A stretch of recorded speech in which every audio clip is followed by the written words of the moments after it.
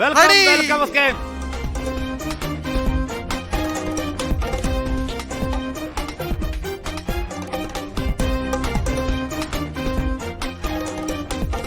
എന്താണെന്നറിയാം, നിങ്ങൾ കുണുങ്ങാൻ പറഞ്ഞില്ലേ? കുണുങ്ങാൻ പറഞ്ഞ് നമ്മൾ കുണുങ്ങും. പ്രിയപ്പെട്ട പ്രേക്ഷകർ പറഞ്ഞാൽ പിന്നെ നമുക്ക് അത് മാത്രം കളി. നമ്മൾ കയറിയാലോ? സൂപ്പറാക്കും. Hello, yes Vijayakumar. വിജയനാണോ ആ സൂത്രവാക്യം പറഞ്ഞത്? ഒന്ന് കുണുങ്ങി വരണമെന്ന് പറഞ്ഞത്. ഞാൻ അഡ്ജസ്റ്റ് ചെയ്ത് അഡ്ജസ്റ്റ് ചെയ്ത് വിജയനൊന്ന് കാണണം. ഞാൻ ഇങ്ങനെ വിജയൻ കോളേജ് പഠിക്കുമ്പോ ചില പെൺകുട്ടിയുടെ വരെ വീട്ടില് ആര് പറഞ്ഞു? ആ സമയത്ത് ഇതൊക്കെ ഈ കുണുങ്ങിന് കുറെ കണ്ടതാ കേട്ടോ. കുറച്ച് കൂടിയോ? അങ്ങനെയാണെങ്കിൽ ആഷ്മി ആദ്യം കുണുങ്ങി കാണിച്ചു വിജ്ഞാനപ്രദമല്ലായിരുന്നു. അതുകൊണ്ട് പ്രിയപ്പെട്ട പ്രേക്ഷകരെ വിജ്ഞാനപ്രദമാണ്. അപ്പൊ കാര്യങ്ങൾ എങ്ങനെയാ ആഷ്മി? കാര്യങ്ങൾ ഗംഭീര സ്കേപ്പ്. സമയം 7:11 ആയിട്ടുണ്ട്. 8 മണിയാകുമ്പോഴേക്കും ഈ പറയുന്ന രീതിയിൽ അവിടെ നിശബ്ദമായിരിക്കുന്ന EVM അങ്ങോട്ടേക്ക് വരാൻ പോകുന്നു. അതിനെ ഉണർത്താൻ പോകുന്നു. ഉണർത്തി 8:10 ആകുമ്പോഴേക്കും ആദ്യ ഫലം ഉണർത്തും. അപ്പൊ വിജയകുമാർ, എന്റെ കോസ്റ്റ്യൂം ഒക്കെ എങ്ങനെ? ഇത് പറഞ്ഞോണ്ട് ഞാനും പറയാം, വിജയന്റെ കോസ്റ്റ്യൂം കൊള്ളാം. അപ്പൊ എന്റെ കൊള്ളാം. ഇതകത്തൊക്കെ നോക്കിയാൽ അതിവിശാല ഷോറൂമാണ്. ഓക്കെ, അപ്പോ പ്രിയപ്പെട്ട പ്രേക്ഷകരെ, നിങ്ങൾക്ക് അറിയുന്നത് പോലെ എല്ലാ തവണയും we are the election masters നമ്മൾ ഒന്നിച്ചാണ്. പ്രിയപ്പെട്ട പ്രേക്ഷകരെ, നമ്മൾ ഒന്നിച്ചുള്ള യാത്രയാണ്. നിങ്ങൾക്ക് അറിയുന്നത് പോലെ ഈ സ്ക്രീൻ നിങ്ങൾ ഈ സ്ക്രീനിലേക്ക് നോക്കിക്കഴിഞ്ഞാൽ എല്ലാം ഇപ്പൊ ആഷ്മി അവിടെ എന്താ കൊച്ചിയിലെ ഷോറൂം തുറക്കാൻ പോകും. ഞാൻ പറയാൻ തുടങ്ങിയത് ഷോറൂം ഒരു തുറക്കുകയും ചെയ്തു. കൃത്യം പറയാണ്. മനോഹരമായ കാഴ്ച. ജനാധിപത്യത്തിന്റെ ഉത്സവത്തിലേക്ക് വലതോ ഇടതോ കാലം അല്ലേ? ഏത് കാലം വെച്ചിരിക്കും കുറച്ച് കഴിഞ്ഞും പറയും അല്ലേ? അപ്പോ കാല് വെച്ച് കയറുകയാണ് ഈ ഒരു അവസുലഭമായ മുഹൂർത്തം. ഒറ്റ നോട്ടത്തിൽ നിങ്ങൾക്ക് എല്ലാ കാര്യങ്ങളും അറിയാൻ കഴിയുന്ന ഒരു ഗോൾഡൻ സ്ക്രീനാണ് പതുപോലെ 24 സമ്മാനിക്കുന്നത്. ലോകത്തിന്റെ പല ഭാഗങ്ങളിലും പല ടൈം സോണിലിരുന്ന് ഈ തത്സമയ സംപ്രേഷണം കാണാൻ തയ്യാറായിരിക്കുന്ന എല്ലാവരെയും നമ്മുടെ പതിവ് വർദ്ധിത വീര്യത്തിൽ അല്ലേ വിജയകുമാർ? വർദ്ധിത വീര്യത്തിൽ നമ്മൾ സ്വാഗതം ചെയ്ത് ഇനി അങ്ങോട്ട് പൊരിക്കലായിരിക്കും. പൊരിക്കൽ എന്ന് പറഞ്ഞാൽ കഴിഞ്ഞ വർഷം പൊരിച്ചതിനേക്കാളും കടുത്ത പൊരിക്കലായിരിക്കും. ഒരു പ്രത്യേകതയുള്ളത് 8:30 വരെ ഒന്നും ഇരിക്കേണ്ട. 8:05 ആകുമ്പോൾ തന്നെ പല സൂചന വരും. പഞ്ചായത്ത് പണി കൂടും. അപ്പൊ ഉച്ചയാകുമ്പോഴേക്കും കൂട്ടപ്പൊരിച്ചിലായിരിക്കും. 8 മണി വരെ അനക്കം ഉണ്ടാവത്തില്ല. 8:10 ആകുമ്പോഴേക്കും ഡാം തുറന്നു വിട്ട പോലെ വിവരങ്ങൾ. നിങ്ങൾ ആ സ്ക്രീനിലേക്ക് നോക്കൂ. ആദ്യം നിങ്ങൾക്ക് കേരളത്തിലെ 6 കോർപ്പറേഷനുകൾ എന്ത് നടക്കുന്നു എന്നുള്ള വിവരം കിട്ടും. ഈ കോർപ്പറേഷൻ, മുനിസിപ്പാലിറ്റി, ജില്ലാ പഞ്ചായത്ത്, ബ്ലോക്ക് പഞ്ചായത്ത്, ഗ്രാമപഞ്ചായത്ത് 5 കാര്യങ്ങൾ അല്ലേ? 5 കാര്യങ്ങൾ നിങ്ങൾ കണ്ണ് നട്ട് കഴിഞ്ഞാൽ നിങ്ങൾക്ക് കിട്ടും. 941 ഗ്രാമപഞ്ചായത്തുകൾ ഉൾപ്പെടെ 6 കോർപ്പറേഷനിൽ നടക്കുന്ന വാശിയേറിയ പോരാട്ടത്തിന്റെ അവസാനം ആരാണ് വിജയകിരീടം ചൂടുന്നത് എന്നറിയാൻ നിങ്ങൾ നമുക്കൊപ്പം തന്നെ തുടരുക. നിങ്ങൾ വേണമെങ്കിൽ അത്യാവശ്യം കുറച്ച് കപ്പലണ്ടിയൊക്കെ വാങ്ങിക്കുക അല്ലേ? അടുക്കളയിൽ കട്ടക്കാപ്പി തിളപ്പിച്ചിട്ടുണ്ടെങ്കിൽ അതും കൂടെ എടുത്തുള്ള. ഇനി നമുക്ക് വിശ്രമിക്കാൻ സമയമില്ല അല്ലേ? ഇനി നമുക്കൊരു കൂട്ടപ്പൊരിച്ചിന്റെ സമയം. വിജയകുമാർ സത്യസന്ധമായിട്ട് പറയണം, ഇന്ന് വീട്ടിൽ നിന്ന് ഇറങ്ങുന്ന സമയത്ത് ഭാര്യ എന്താ പറഞ്ഞത് വിജയനോട്? പുറത്ത് പറയാൻ കൊള്ളാവുന്നാണെങ്കിൽ പറഞ്ഞോളൂ. പ്രത്യേകിച്ചൊന്നും പറഞ്ഞില്ല. പക്ഷേ ഈ വിജയൻ കള്ളമേ എന്തെങ്കിലും പറഞ്ഞു കാണും. മാത്രമല്ല, വിജയന്റെ ഭാര്യ വളരെ വിശാല മനസ്കിയ. ചോറ് വന്ന് അനുഗമിച്ച് വിജയകുമാറിനോട് ഒരു ടാറ്റയൊക്കെ പറഞ്ഞു അല്ലേ? അങ്ങനെയൊക്കെ ചെയ്യുന്നത് വെരി റൊമാൻറ്റിക്. നേര് പറയത്തില്ല. ആഷ്മിയുടെ ഭാര്യ പിന്നെ പതുപോലെയാ പറഞ്ഞത്. മനസ്സിലായി, കൊളവാക്കരുത്.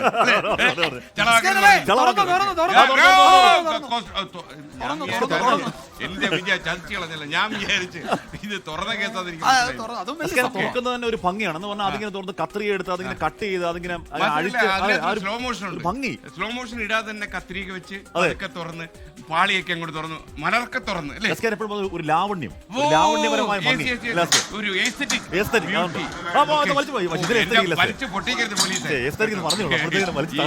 ഇവർക്കിത് അറിയാവുന്ന തുറക്കുന്നതിന്റെ ലാവണ്യം. ഓക്കെ, അല്ല ഈ ജനാധിപത്യത്തെ കയറി തൊടുക എന്നുള്ള കാര്യം ഇവര് മറന്നുപോയി. കാര്യം അതായി വലിച്ചു പൊട്ടിക്കുന്നത് ഇടയ്ക്കിടയ്ക്ക് വേണമല്ലോ, പൊട്ടലും ചീറ്റിലൊക്കെ വേണമല്ലോ. ഹാഷ്മി 7:15. ഹാഷ്മി ഈ നമ്മളെ ഈ സംപ്രേഷണം നമ്മൾ എന്തായാലും വിജയത്തിലേക്ക് അടുത്തുകൊണ്ടിരിക്കുക. സംപ്രേഷണം ആര് വിജയിക്കുന്നുള്ള പിരീഡാണ്. പക്ഷെ നമ്മൾ പതുപോലെ ആര് വിജയിച്ചാലും അവരെ കൂടെയാണ്. അത് കഴിഞ്ഞ് നമുക്ക് കാര്യങ്ങൾ ചർച്ച ചെയ്യാം അല്ലെ? മറ്റുള്ള കാര്യങ്ങളൊക്കെ നമ്മൾ ചർച്ച ചെയ്യാം. ഇപ്പൊ ഇന്നിപ്പോ ഈ പോരാട്ടത്തിലേക്ക് നമ്മളും കടക്കുന്നു സാക്ഷികളായിട്ട്. അപ്പൊ എന്താ ഹാഷ്മിയുടെ മനസ്സിൽ ഇപ്പോ? ഇത് കേവലം ഒരു തദ്ദേശ തെരഞ്ഞെടുപ്പ് അല്ല എന്നുള്ളതാണ് പ്രശ്നം. ഇത് നിയമസഭാ തെരഞ്ഞെടുപ്പിനുള്ള സെമിഫൈനലാണ്, ഡ്രസ് റിഹേഴ്സലാണ്.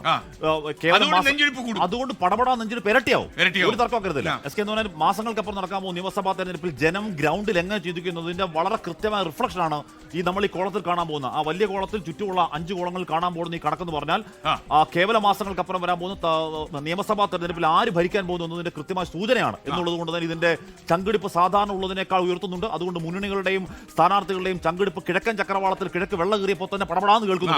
ഒരു തർക്കമില്ല, കിഴക്കൻ ചക്രവാളത്തിൽ കീറത്തിൽ വെള്ളം കീറത്തില്ല.